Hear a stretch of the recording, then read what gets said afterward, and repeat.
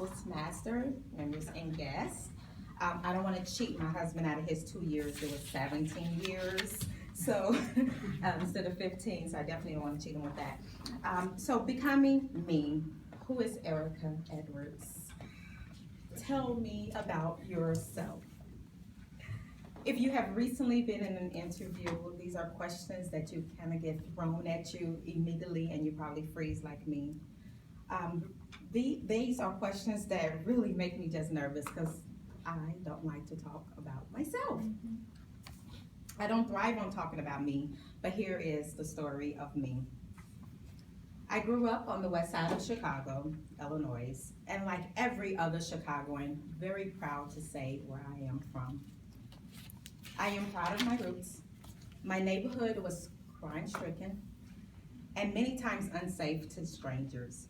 I never felt at one time unsafe. Once I would get off the bus or turn that corner and see Chicago Avenue and Lotus, I knew that I was home. And this was my family. In the community, my family was well known, so that can be a reason why I was not feeling unsafe. Unlike myself, my mom was an entrepreneur, so she was very well known in the community. My mother had 2 children, myself and my older brother. I think we have a pretty close relationship for him to be the oldest. My mother was a single mom. She worked multiple jobs to get the bills paid. As I look back on my childhood and reflect, I have always been a talker. And what they would say, a busybody. I was never a person who would join cliques or stayed in one certain group. And to this day, I am still that way. I was that person in the lunchroom that would float from table to table and want to know what you're talking about and what you're talking about over here. I am truly an extrovert, married to an introvert. And we have a mixture of extra introvert children, including my dog.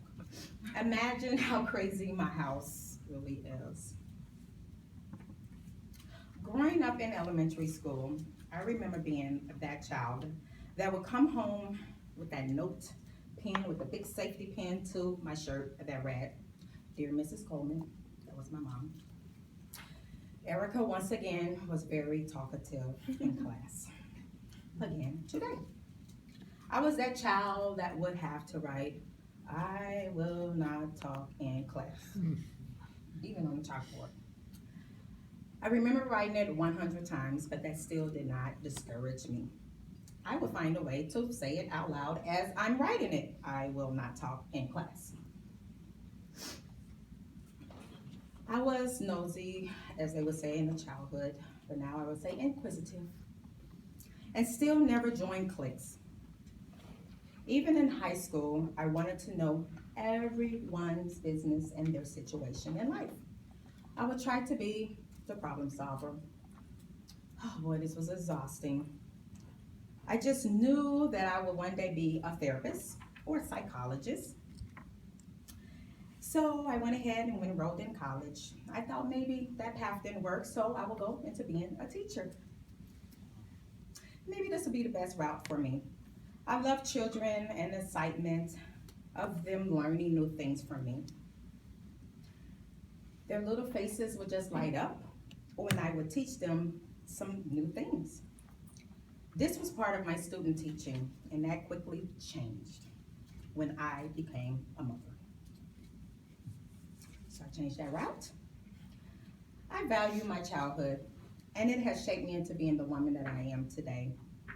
As a retail recruiter in a busy grocery industry, I now get paid to talk. And guess what? People voluntarily share their business with me. Sometimes a little bit too much, but they do. This was not the path that I chose, but it chose me. I love my profession and the excitement that it gives every single day, giving people the opportunity, sometimes their first job. Like my personal life that is busy and chaotic, my my job is the same way. I just like to say organized chaos. Joining Toastmasters was a commitment that I chose to better myself as a speaker. Just a few weeks ago, I was called to do an impromptu speech in front of a large group, panic mode. In my company, I am now asked to facilitate workshops. Probably should have never told them I had joined Toastmasters. Should have kept it to myself. I am praying that I can get through this, and this is me.